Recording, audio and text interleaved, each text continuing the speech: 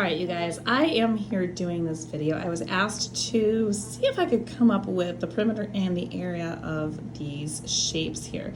So as you can see, there's a lot going on here. There's a lot of smaller shapes. There's a triangle here, a rectangle here, another triangle here, a half a circle here, and another big triangle here.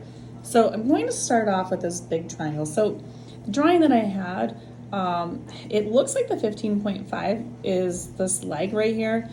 But I'm questioning that because if this hypotenuse, which is the longest piece of a triangle, is 14.3, then that's not possible for it to be that. So I'm thinking that when I'm looking at this, if this piece up here for this triangle is 6.1, then this piece right here would be 6.1. So I took 6.1 and subtracted it from 15.5 to figure out this. So this is basically this triangle right here. I just kind of rewrote it over here. So we are going to use the Pythagorean theorem for this. This is going to take a few parts. So this is just the part one of this.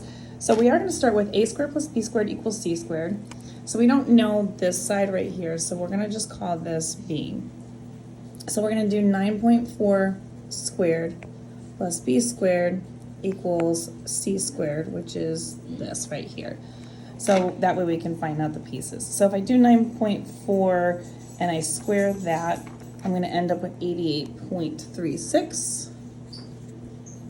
And then we're going to have b squared. And then we're going to square 14.3. And when we do that, we're going to end up with 204.49. And then we want to get the 88.36 out of there. And when I do that, we're going to end up leaving me with b squared. And when I do the 204.49 and I subtract 88.36 from it, I'm left with 116.13. So now I'm going to square root that, and I'm going to get an approximate number of about 10.7. We're going to go with 7.8. I'm going to just do this in hundredths.